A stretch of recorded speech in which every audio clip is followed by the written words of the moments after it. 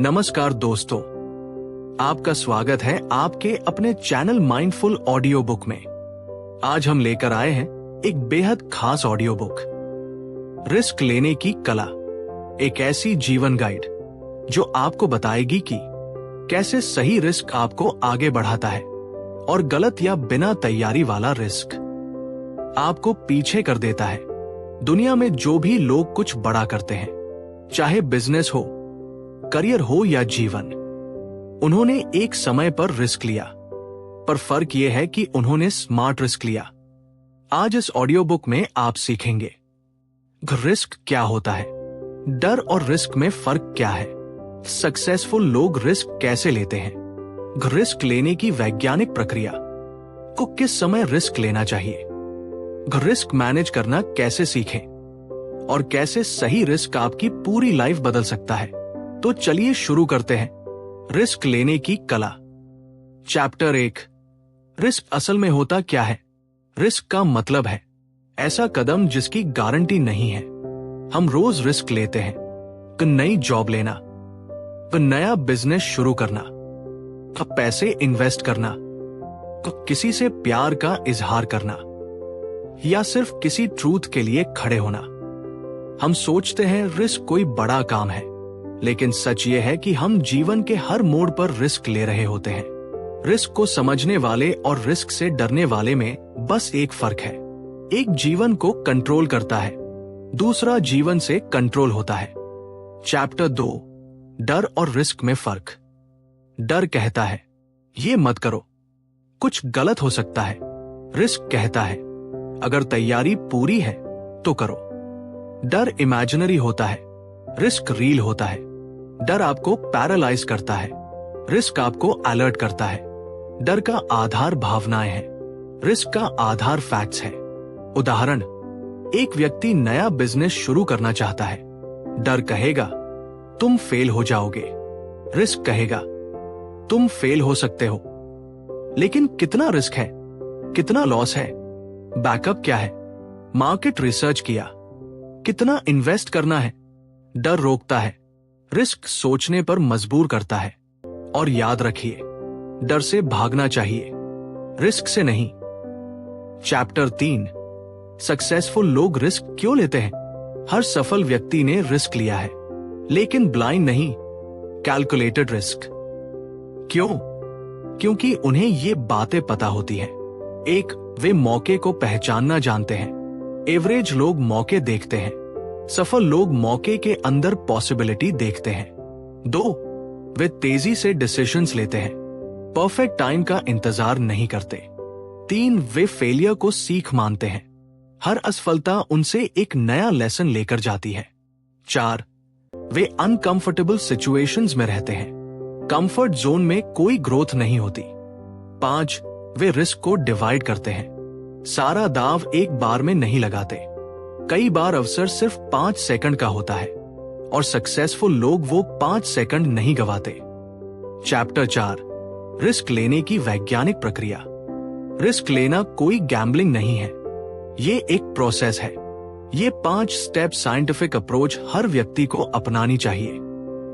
Step 1, information collect करो। Risk लेने से पहले पूरा डेटा इकट्ठा करो। बिना जानकारी के रिस्क लेना अंधेरे में तीर चलाने जैसा है। स्टेप 2, नेगेटिव आउटकम्स कैलकुलेट करो। सबसे बुरा क्या हो सकता है, लॉस कितना होगा, कितना संभाल लोगे, ये रियलिटी चेक जरूरी है। स्टेप 3, मिटिगेशन प्लान बनाओ। रिस्क कम कैसे करना है, बैकअप क्या होगा, प्लान बी और प्लान सी क्या होंगे।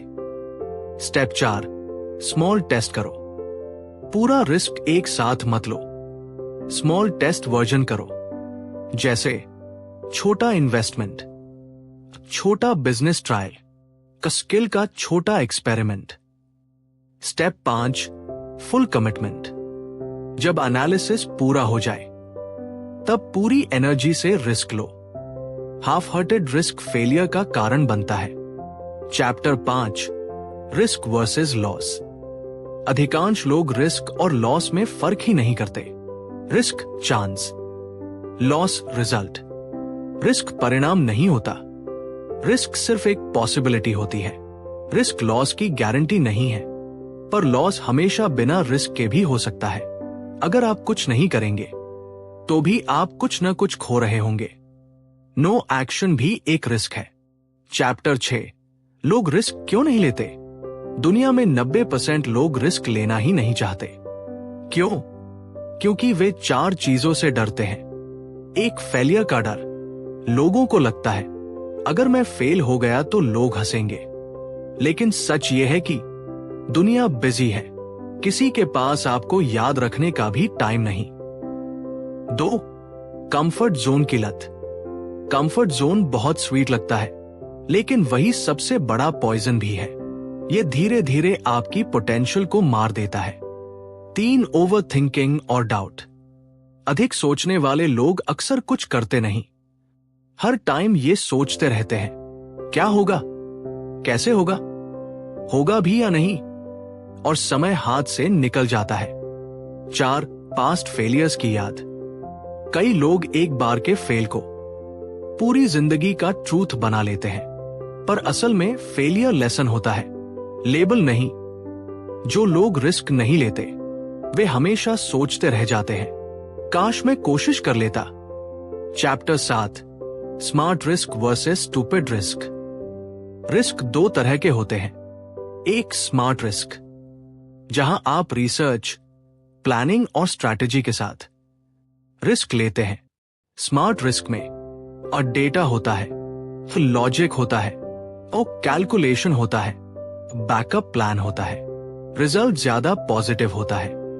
2, स्टूपिड रिस्क, बिना रिसर्च, बिना नॉलेज, बिना प्लान, सिर्फ एक्साइटमेंट में लिया गया रिस्क। जैसे एकदम से पूरी सेविंग इन्वेस्ट कर देना, बिजनेस शुरू करना बिना नॉलेज, और इमोशनल डिसीजन लेना, दूसरों को देखकर रिस्क लेना। स्टूपिड रिस्क फेलियर की गारंटी है, स्मार्ट रिस्क अपॉर्चुनिटी की गारंटी है। चैप्टर 8, रिस्क लेने के 4 गोल्डन रूल्स। रिस्क लेना एक कला है।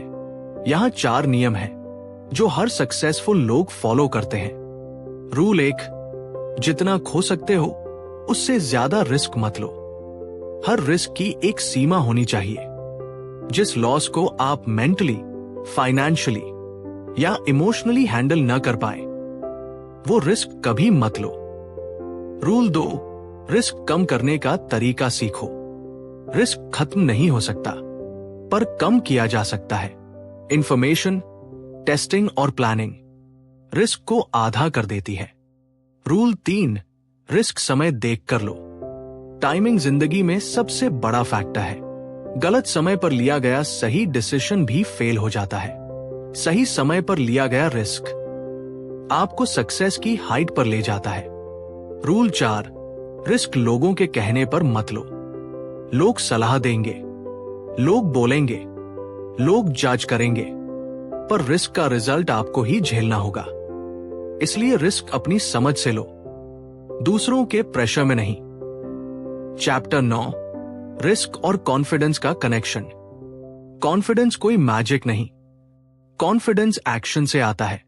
जो लोग छोटे छोटे रिस्क लेते रहते हैं उनका कॉन्फिडेंस धीरे धीरे स्ट्रॉन्ग होता जाता है। कॉन्फिडेंस के 3 स्तंभ। 1, नॉलेज, जितना जानते हो उतना कॉन्फिडेंटली रिस्क ले सकते हो।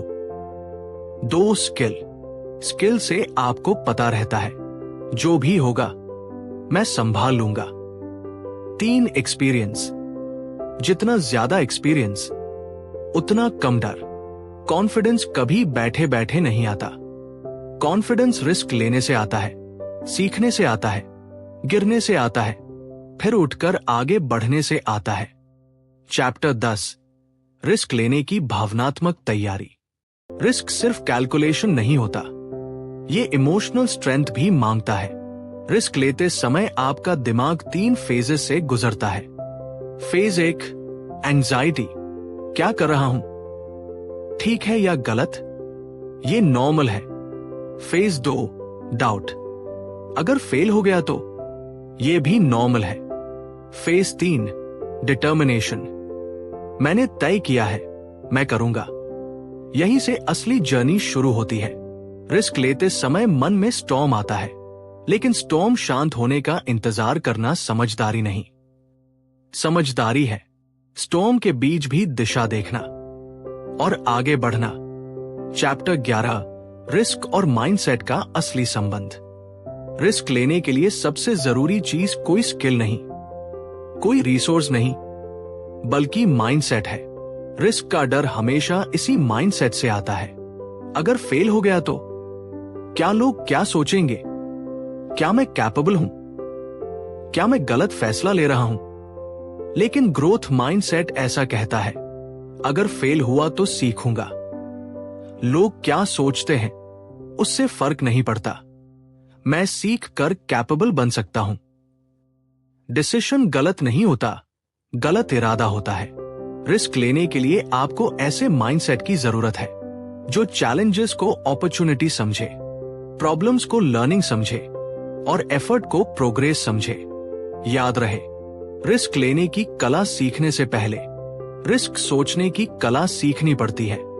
चैप्टर 12, रिस्क लेने की तैयारी कैसे करें। हर रिस्क के पीछे एक तैयारी छुपी होती है। इस तैयारी को 4 तरह से समझ सकते हैं। एक मानसिक तैयारी, मेंटल प्रिपरेशन, अपने दिमाग को अनसर्टेन सिचुएशंस के लिए तैयार करना। सकारात्मक सोचना, वर्स्ट केस एक्सेप्ट करना, वो भावनाओं को कंट्रोल करना, वो कंफ्यूजन में भी क्लैरिटी ढूंढना। 2 कौशल तैयारी, स्किल प्रिपरेशन, स्किल बढ़ाना रिस्क को आसान बनाता है, जैसे वो कम्युनिकेशन, वो leadership, money management, problem solving, decision making. Skill आपका कॉन्फिडेंस बढ़ाती है।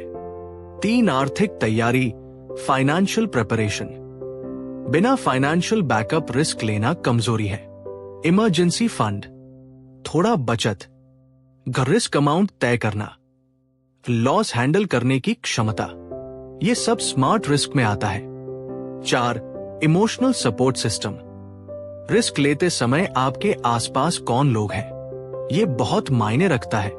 पॉजिटिव लोग आपकी एनर्जी बढ़ाते हैं, नेगेटिव लोग आपका करेज मार देते हैं। चैप्टर 13, छोटे छोटे रिस्क कैसे आपको बड़ा बनाते हैं। सफलता एकदम से नहीं मिलती, कॉन्फिडेंस भी एकदम से नहीं आता।